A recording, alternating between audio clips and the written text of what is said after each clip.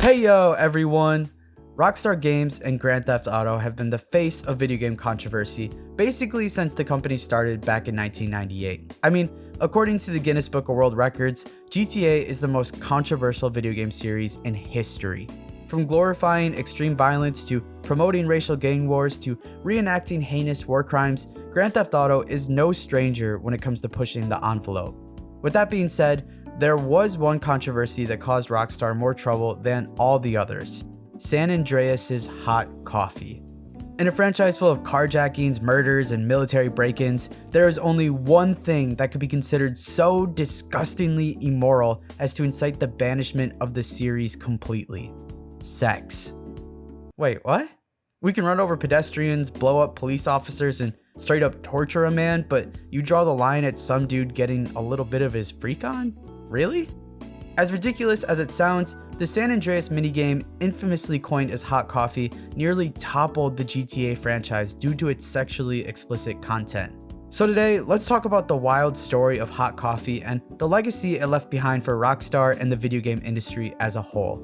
As always, if you enjoyed the video, don't forget to leave a like and subscribe. We're getting closer to our 1,000 sub goal. Alright, let's get it. Alrighty, so the story of hot coffee begins on a summer day in July of 2004. Sam Houser, the then president and co-founder of Rockstar Games, had fired off an email to the company's operations director, Jennifer Colby. Rockstar was deep into development on their next blockbuster game, Grand Theft Auto San Andreas, and just like the previous entries in the franchise, it was looking to push the video game industry to its limits. Where GTA 3 brought in 3D graphics and Vice City ramped up the violence, San Andreas looked to evolve the franchise by introducing risque content, specifically sexual content. In Houser's email to Colby, he lists the activities that would be featured in the game, both cutscenes and playable moments, including... Okay, before we go any further, we're going to talk about doing the nasty and other grown-up things, so heads up, viewer discretion is advised. Oral sex, full sex with multiple positions, dildo sex, whipping and being whipped, and masturbation. Houser also mentioned that one of the characters in the game would be straight up jorking it compulsively and insisted that this must be kept in for some reason. According to this Eurogamer article, which I'll be sure to link below with some other great sources, Houser writes to Colby that we are keen to include new functionality and interaction in line with the vibe of the game. To this end, in addition to the violence and bad language, we want to include sexual content, which I understand is questionable to certain people, but pretty natural when you think about it, and consider the fact that the game is intended for adults. In other words, Houser was checking in with the operations director to get the A-OK on this content. This would have been a first for Rockstar, and they were definitely forging their way into uncharted, murky territory here. Yeah, the franchise has always been about the more dubious side of humanity, thriving off the controversy of modern organized crime, such as carjacking, drug dealing, and murder, but sexual content wasn't something that really any major studio had dabbled with at this point in time.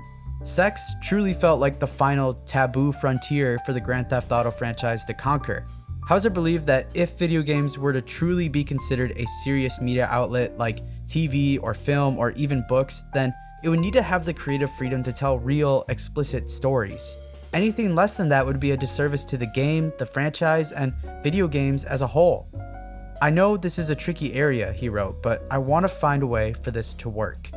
And with that conclusion, Houser was essentially looking for Colby's go-ahead for the explicit content as the game approached its slated release date. As the development team awaited a response, they continued to work on the game so that when the approval came through, Grand Theft Auto San Andreas would be ready in all of its glory.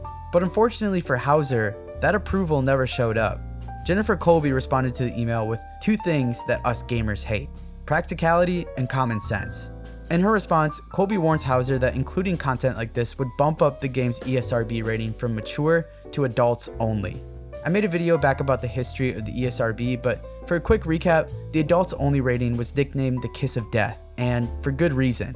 In Colby's email, she writes that the AO rating would eliminate San Andreas from about 80% of their normal retailers. That would obviously be catastrophic for the game's sales, so Houser was left with the choice: keep the sex or potentially doom the franchise's future. Houser went with the pro-gamer move and decided to avoid sex, but unfortunately, that decision was easier said than done. 8 weeks before the game's official release date, Colby compiled a list of all of the content in San Andreas that would need to be cut to ensure the M rating stuck. Hauser was baffled at the size of the list. He said that the cuts are everywhere. It doesn't feel like we are pushing any boundaries now. I really do not want to change this stuff. It feels so wrong at the behest of psychotic, Mormon, capitalist retailers. The Mormon jab feels a bit out of left field, but hell yeah, go get them capitalist retailers, Sam. Hauser retaliated by telling Colby that what she was asking was basically impossible. There was going to be way too much cut content, and on top of that, removing it would affect other aspects of the game. In an emergency meeting with the company's senior managers, Hauser explained that you can't always take a thing out of a game. If Rockstar tried to remove all this content, it would end up breaking San Andreas in other ways. There was no realistic way to cut this stuff out without delaying the game's release. So Hauser came up with a sneaky alternative: hiding the content. He decided that the devs would bury the code within the game so that it could remain on the disk, but essentially be inaccessible to players. This way, the game's code would remain intact and the sexual content would be completely locked away from customers. Hauser wrote that there was no other way to get the game done on time, safely. The code is very interwoven and everything reacts to everything else. So, Rockstar went forward with Hauser's plan and hid the content deep within the game's files. And that risk more than paid off. Within 2 months of its release, San Andreas had sold over 5 million copies, reportedly making up over 20% of Take-Two's entire revenue stream. The game was, unequivocally, a tremendous success for Xbox and PlayStation alike. But, as is seemingly tradition with Rockstar games, the PC version was still yet to be released. And Hauser saw this as a chance to release his original vision for the game. In an internal email, Hauser asked if there's any way to explore any additional ideas, to see how hard we can push the sex stuff, to make it bonkers. With the commercial success of the console release, Hauser was allowed a bit of a longer leash for the PC version, so he took that opportunity and ran with it. He decided that the game would launch with 2 different versions: the standard console version that was rated M, and an exclusive PC version that was rated AO that would include all of the locked content. Unfortunately, some of the higher-ups at Rockstar didn't like this plan, as they feared the backlash of releasing a different version exclusively for PC would rub fans the wrong way. Plus, there were still some within the company that were hesitant about the sexual content in the game. Hauser ultimately conceded and ended up releasing the game as the same version that dropped on console, but with plans to unlock the sexual content with an AO-rated patch later on. Fast forward a few weeks, and Sam Hauser is sitting in his office working with the Rockstar devs on their next big game, Red Dead Redemption. GTA San Andreas was still topping the charts, and the PC release had unlocked the modding community in full force. GTA message boards were popping up all across the internet, and Hauser, along with basically everyone else in the gaming world, would periodically check in to see what new hacks and silly gimmicks modders would come up with. That all changed when a mod titled Hot Coffee was released online. Hauser discovered the mod along with everyone else the day it released, causing a flurry of emotions. The message board read, "With this mod, you will be able to unlock the censored, interactive sex games with your girlfriends in San Andreas." Rockstar built all this stuff in the game, but decided to disable it in their final release for unknown reasons. And now this mod enables these sex games again. And just like that, Rockstar was about to be launched into a PR nightmare. Hauser immediately called the company's headquarters in New York, but no one answered. Turns out, the legal team had already been informed of the mod and were instructed not to answer the phones until they could figure out what was going on. Hauser later fired off an email simply saying, "They found it." But before we go any further, let's discuss who exactly found it and how it ended up on the page of every major news outlet in the following days and weeks. Patrick Wildenborg, a software engineer from the Netherlands, had become a major fan of the Grand Theft Auto franchise after playing through Vice City. He said that it was the first game that he ever completed 100%, and his desire to discover every nook and cranny the game had to offer drove him to the ever-expanding online community that GTA was building. Within this community, he discovered that some fans would take the game that he loved so much and make it even bigger and crazier with mods. This was like the perfect storm for Wildenborg. He had spent basically his entire life with computers, and since he was a software engineer by trade, he had a lot of the skills necessary to create his own modifications. He began by switching up things that annoyed him about the vanilla Vice City experience, such as expanding the car limit in the garage from 4 cars to 40. It was a relatively small change, but one that fans found incredibly enticing as it became one of the game's most downloaded mods almost immediately, propelling Wildenborg to the top of the modding community where he built a nice little reputation for himself. So naturally, when San Andreas was announced, Wildenborg could hardly contain his excitement. But unfortunately for him and the modding community, the game was launching on console first and would be coming to PC at a later date, like we mentioned earlier. This was a big blow for the modding community as the console code was pretty inaccessible and virtually impossible to edit. So PC fans made do and either bought a console to play the game or simply waited for the PC release. Although they couldn't really tinker with the console version's code, they were still able to take a peek behind the curtain, and what they found caught them completely by surprise. Hidden animation files with sexual names including sex, kissing, S&M, and blowjobs.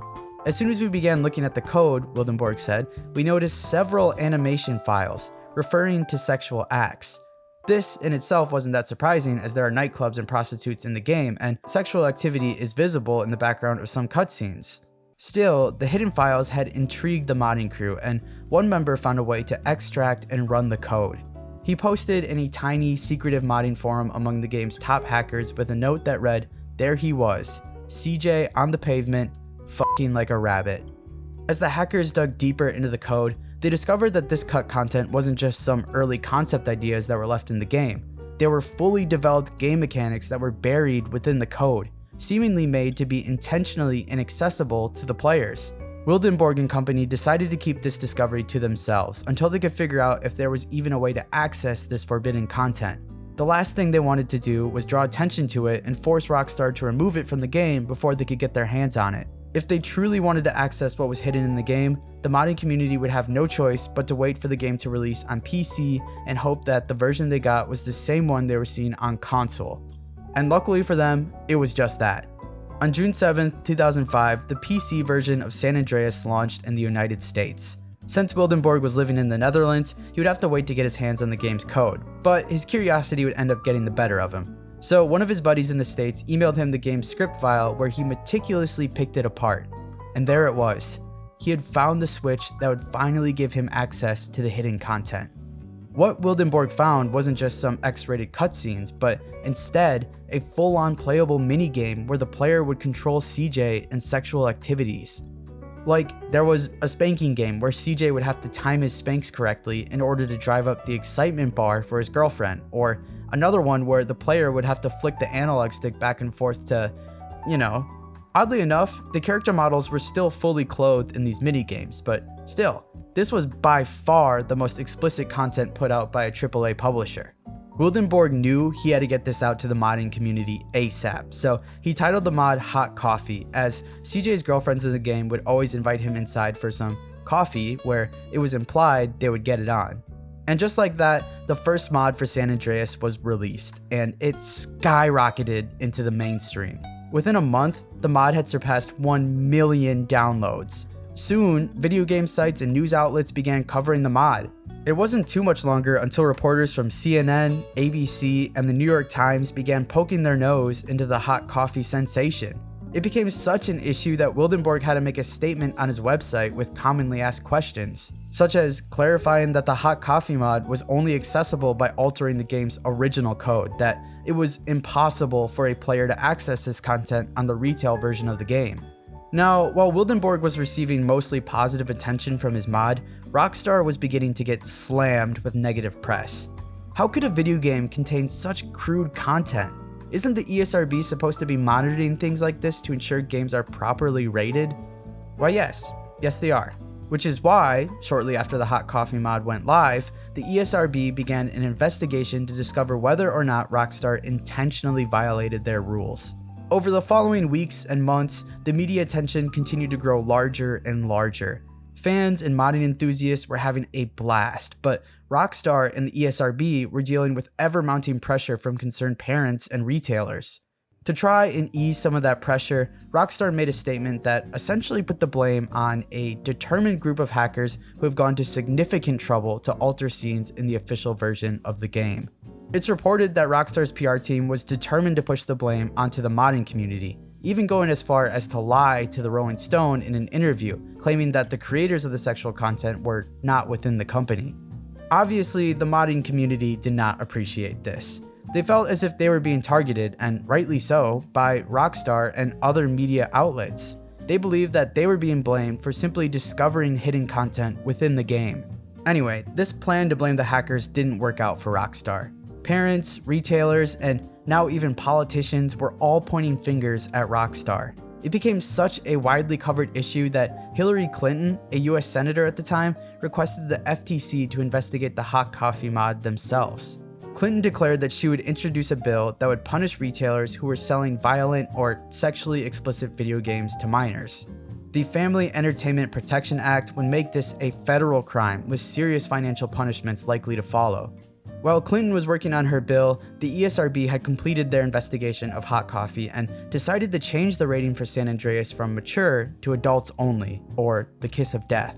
Immediately following the rating change, major US retailers, including Walmart, Target, and Best Buy, removed San Andreas from their store shelves. They couldn't risk selling explicit content to minors, especially when there was financial and political pressure beginning to mount from Clinton and other concerned parties. In other countries, such as Australia, the game was completely banned because there wasn't even a rating past mature. In the summer of 2006, the FTC completed their own investigation of the hot coffee incident. After sifting through company emails and even questioning Sam Houser for supposedly 9 hours, the FTC determined that yes, Take-Two and Rockstar Games had intentionally misled the ESRB to avoid an adults-only rating. As a result, Rockstar had to send out a mass recall for all the copies of San Andreas that have been sold, which was now in the millions. They had to go back and release a version of the game that didn't include the sexual content at all if they wanted to get the rating back to mature and on retail store shelves, which they ultimately ended up doing. The FTC didn't end up fining Rockstar for their charges, but the company did end up losing roughly $38 million from the recalls. And unfortunately for Rockstar, they would end up paying an additional $20 million in class action lawsuits. So besides the financial repercussions, the hot coffee mod has left a legacy that completely shifted how video games are perceived by the general public. Is this an artistic medium for children or adults? How would this medium be monitored moving forward? Could the ESRB be trusted to effectively review and rate video games? Thankfully, Clinton's Family Entertainment Protection Act didn't pass into law, but the ESRB was going to make sure that something like this wouldn't happen again. They ended up redefining their rating systems, and some games that were already released even had to be re-rated. After making their rating changes, the ESRB went back to the US government and stated that any developers who failed to disclose mature or explicit content would be subject to a $1 million fine. Fast forward to 2025, and that, my friends, is the legacy of hot coffee. A piece of cut content that ultimately ended up costing Rockstar millions of dollars, negative PR with news outlets and retailers, and even damaged their relationship with the fans after blaming the modding community for exposing their hidden game mode. To this day, the ESRB maintains strict review standards for their games to try and ensure nothing like this ever pops up again. The last thing the board wants is Big Brother sticking his nose all up in the gaming industry's business. Since the mod, Rockstar has rebuilt their reputation and is honestly probably in a better spot than they ever could have dreamed of. The devs also seem to be able to laugh at themselves and this whole hot coffee case anyway, as they have a Hillary Clinton lookalike in GTA 4 in place of the Statue of Liberty, holding what appears to be a cup of hot coffee. You can also get an achievement in GTA 4 when you get invited into a girl's house called Warm Coffee. So, in the end, hot coffee helps shape how video games are rated and, in a way, ensure that video games share the same protections of free speech that other mediums enjoy, such as TV and film. Who knows, maybe GTA 6 will include all of this sexual stuff that San Andreas couldn't. It's certainly beginning to feel like that at least. But for now, I want to hear from you guys. What did you think of this crazy story? Did you know that this one little horny game mode flipped the entire gaming industry on its head? Obviously, there are a lot of other lawsuits out there that have shaped the ESRB and the greater gaming industry into what it is today, but you can't tell the story of video game history without mentioning hot coffee. Anyway, if you made it this far, thank you. I know it's a longer video than usual, so I appreciate you guys sticking around. If you enjoyed the video and want to see more content like this about video games and the industry that we all love, then don't forget to leave a like and subscribe. It means a lot. I appreciate you guys as always, and I'll catch you in the next one.